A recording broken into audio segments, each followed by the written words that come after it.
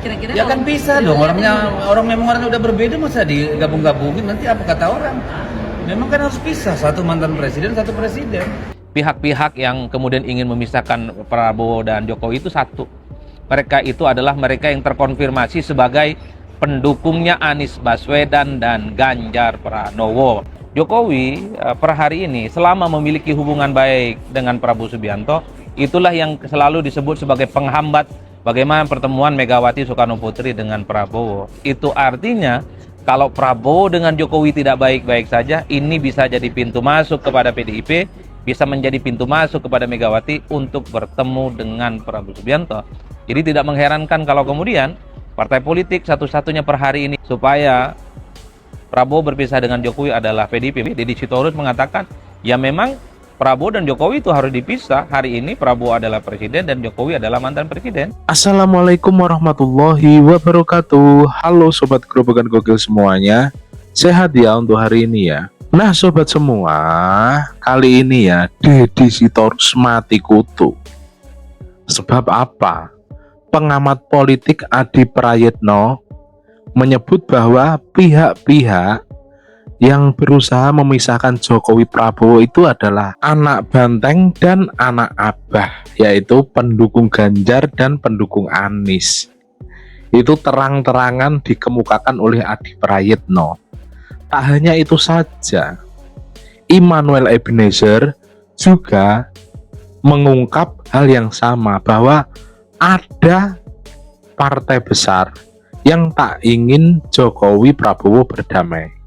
Nah, tanpa berlama-lama lagi, berikut adalah video lengkapnya. gitu antara Pak Prabowo dengan Pak Jokowi. Nah ini kira-kira Ya kan bisa dong, orang memang orangnya udah berbeda, masa digabung-gabungin, nanti apa kata orang?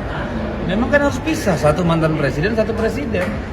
Tapi maksudnya kan masih dinilai ada hubungan yang baik gitu antara Pak Prabowo dengan Pak Jokowi. Baik, hubungan yang baik kan bukan berarti harus bareng nempel, lalu keputusan Pak Prabowo juga harus sesuai dengan Pak Jokowi. Kan setiap pemimpin punya challenge-nya sendiri. Apa indikasi ini yang membuat adanya matahari kembar ini? Ya nggak tahu, tapi saya sih menganggap bahwa matahari ya cuma Pak Jokowi, Pak Prabowo. Kalau yang lain mah merasa matahari atau bulan yang nggak purnama lagi gitu. Prabowo itu kan menegaskan bahwa hubungan dirinya dengan Jokowi itu baik-baik saja dan tidak terganggu oleh apapun.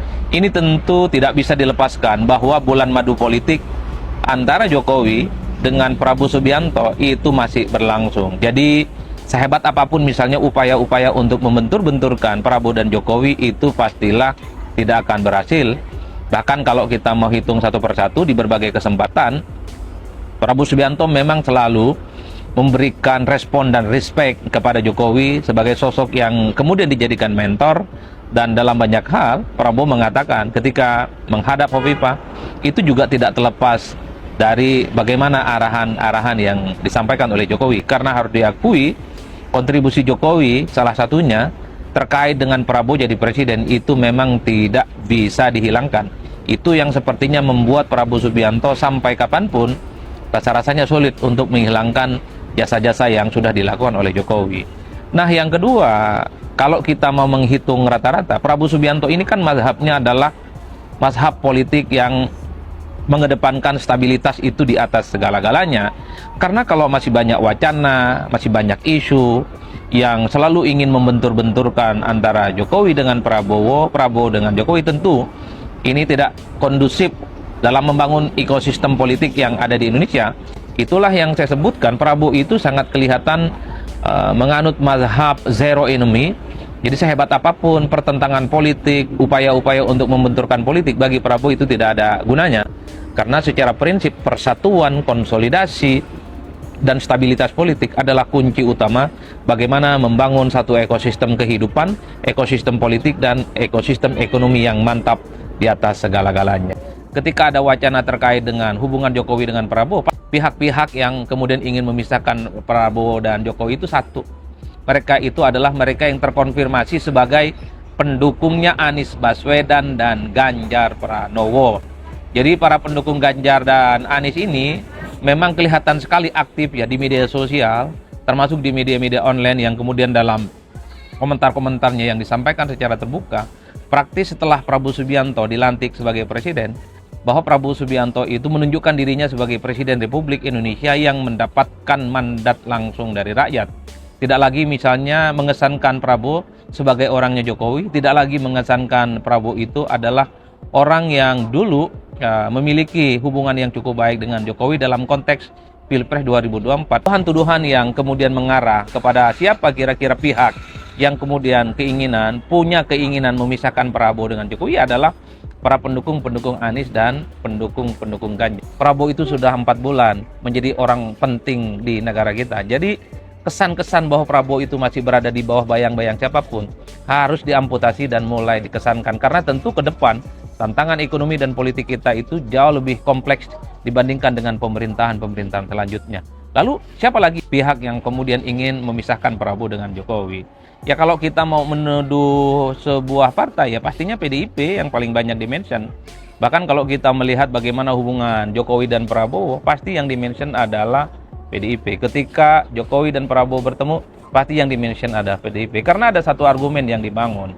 Jokowi per hari ini selama memiliki hubungan baik dengan Prabowo Subianto, itulah yang selalu disebut sebagai penghambat bagaimana pertemuan Megawati Soekarno Putri dengan Prabowo. Itu artinya kalau Prabowo dengan Jokowi tidak baik-baik saja, ini bisa jadi pintu masuk kepada PDIP, bisa menjadi pintu masuk kepada Megawati untuk bertemu dengan Prabowo Subianto.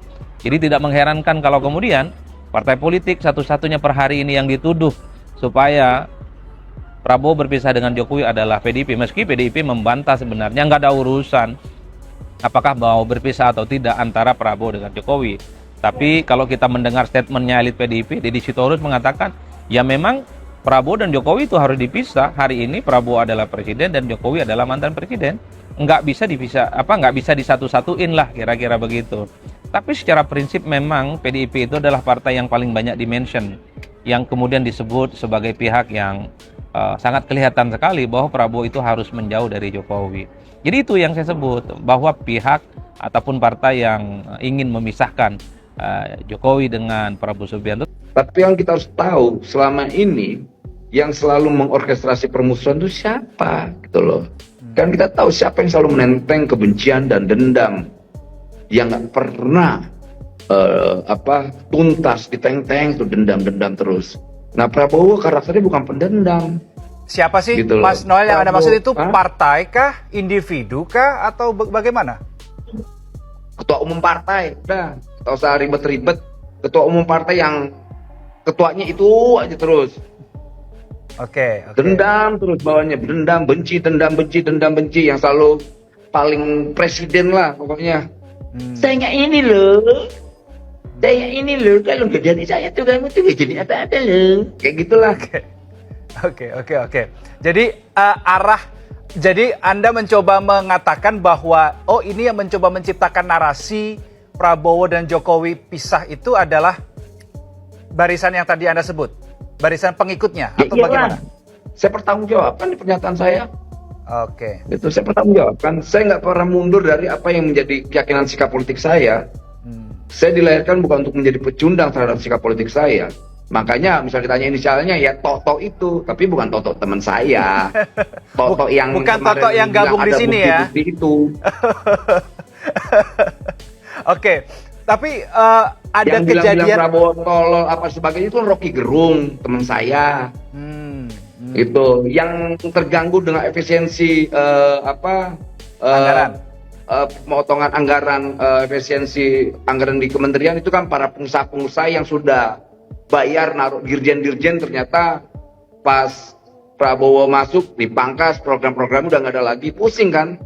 Mereka udah bayar miliaran, ternyata nggak ada kerjaannya. Kan kita tahu semua.